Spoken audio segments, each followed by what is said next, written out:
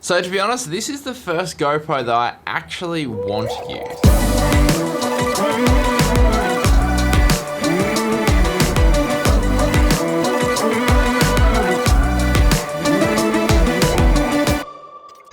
Now, if you want to win a GoPro Hero 9 for yourself, then stick around to the end to find out exactly how. So GoPros have been around forever now, and they are perfect for certain shots, but typically that's all they're really used for. But now, well, that might all be about to change. The new GoPro Hero 9 now shoots 5K up to 30 frames per second, has 30% more battery life, has a front-facing screen, can shoot up to 20 megapixel photos, and now has Hypersmooth 3.0 with horizon leveling, which is an absolute game changer. So I've been shooting with the Hero 9 now for about 3 weeks, and I've been able to put it through a ton of different shooting tests to see what works and what doesn't. Now, firstly, the new 5K is probably the biggest thing that will grab people's attention. I mean, it's 1 more K than 4K, right? So it must be better. But the actual practical benefits of being able to shoot 5K is when you're actually shooting stabilized footage. So when you turn on Hypersmooth, you get a slight crop of about 10%, which means your 5K footage starts to become more like 4K footage, which is absolutely fine. But if you're shooting 4K footage, then the 4K crop starts to make it more like 3K, and this becomes even more obvious when you switch to the linear mode because this crops even more on the sensor. So basically what I'm trying to say is that the new 5K mode allows you to get higher quality footage on modes where it's actually cropping in on the sensor.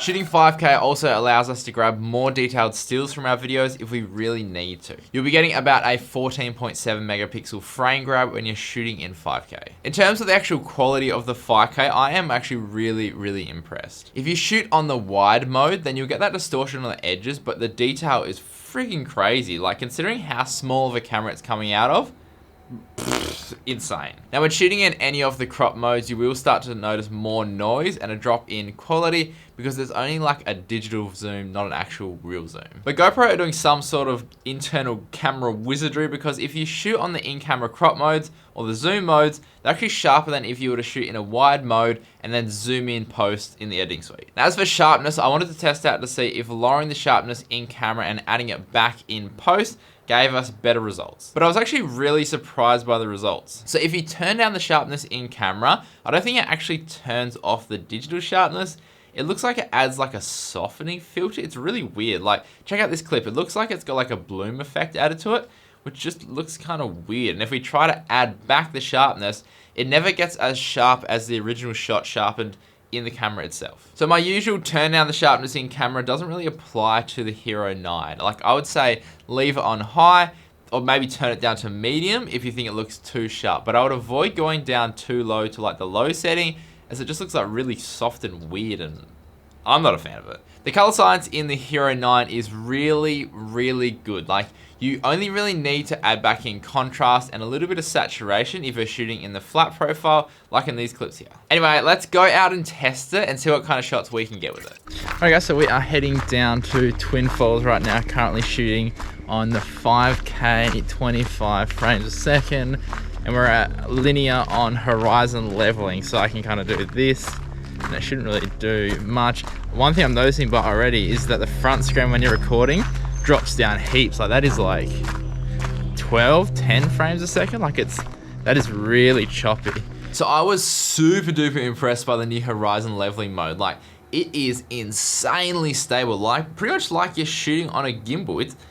I don't even understand. But because horizon level is shot on that linear mode, you do lose a bit of quality as it does crop in on the sensor. Also, the lag on the front screen does get a bit annoying if you're trying to use it to like frame out your shot or watch yourself when you're actually vlogging, because it's a bit stuttery and yeah, it kind of gets a bit annoying. Now real quick, these first shots were all shot on just the default settings, so the low bitrate and the GoPro color as well.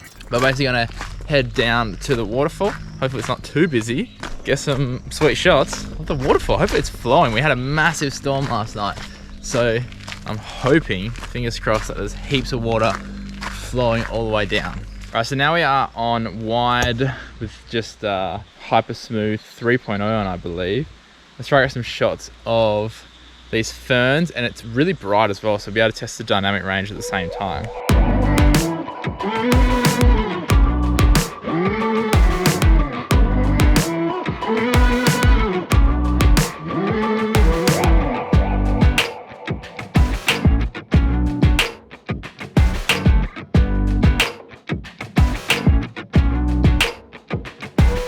So Hypersmooth 3.0 is the newly improved version, and it is freaking crazy smooth. However, I need to mention that it won't get rid of that Z-axis movement as well. So that bobbing up and down, you still have to do have good technique to avoid that. So as you can see in these shots, the shot is really smooth, but the Z-axis is all over the place. And this is really, really noticeable when you're really close to objects, really close to the lens. But seriously, it looks like it's being shot on a gimbal. That is absolutely insane. Alright, now this is a perfect opportunity to test out some slow motion.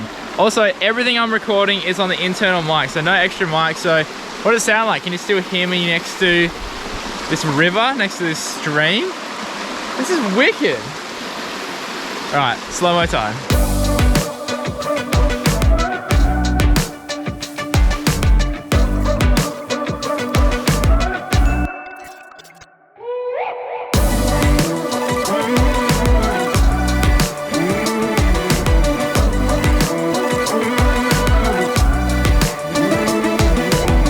Now the slow motion video quality isn't the best. You can see a ton of digital sharpening happening to the point where it almost looks like it's been vectorized. I don't know, it's a bit weird. And I would probably only use this for Instagram posts or something where you'll be viewing it on a mobile phone or something.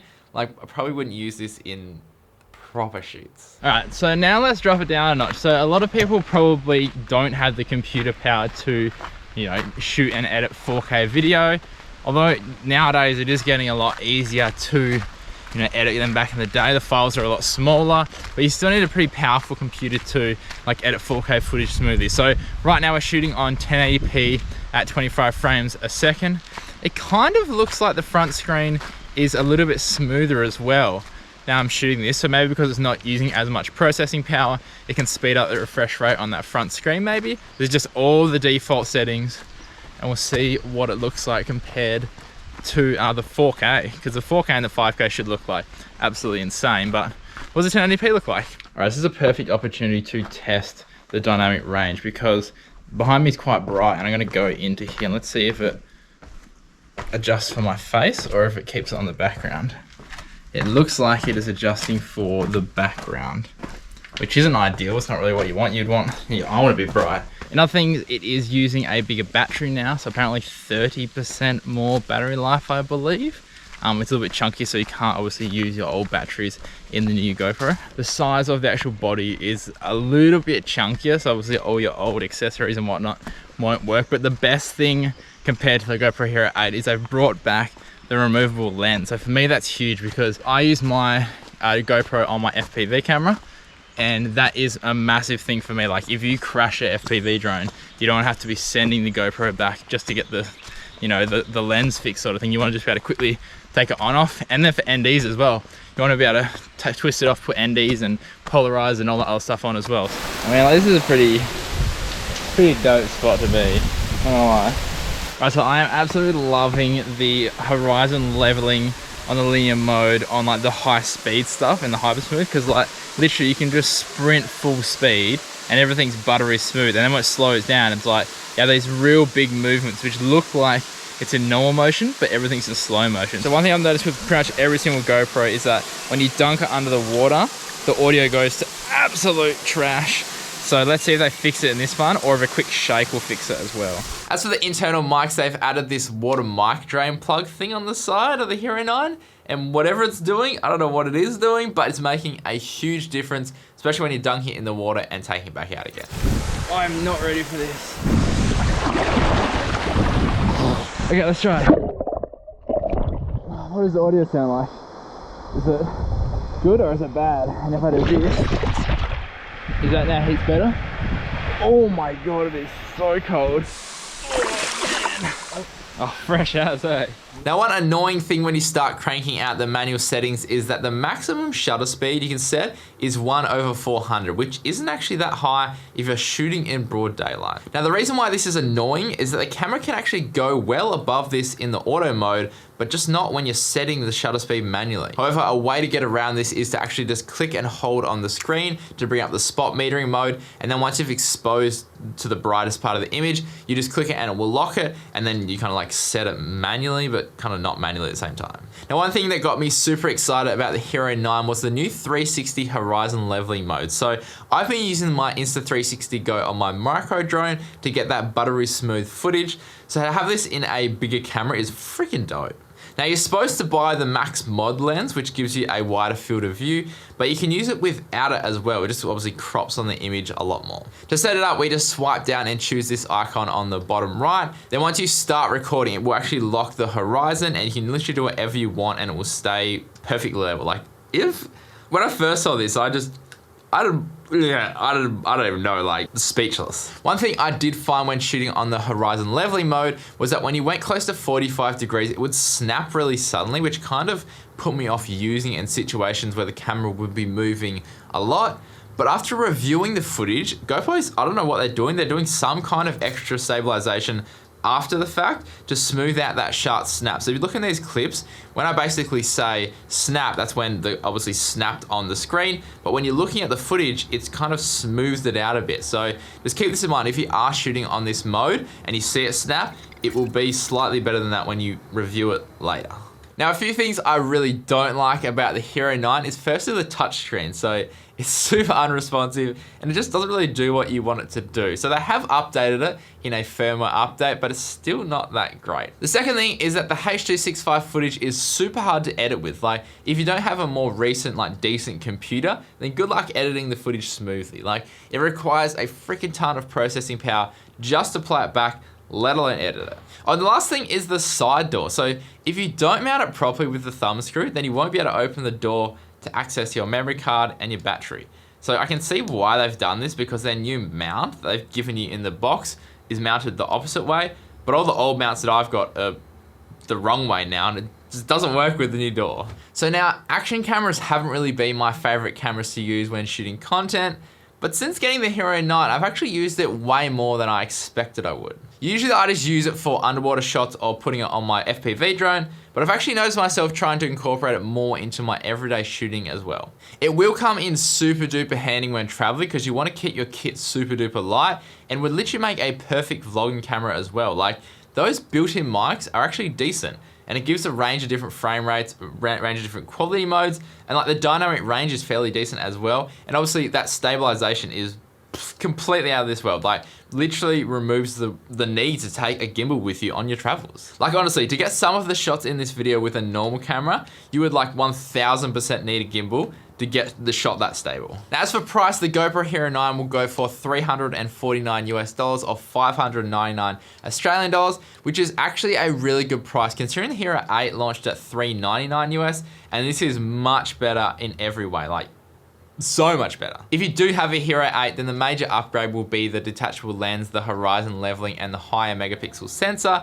But if you've got a Hero 7 or earlier, then this upgrade is a no-brainer. Like, just completely skip the 8 and go straight to the 9. Because remember that the new shape and the new size and the new batteries and everything, like, you don't have to buy all your accessories for a Hero 8.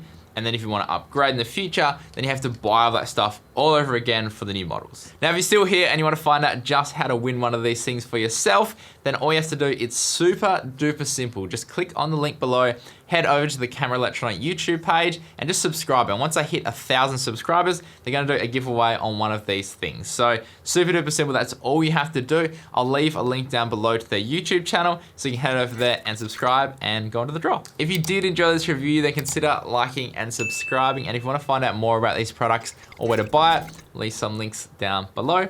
And as always, guys, stay creative and just be you. See ya.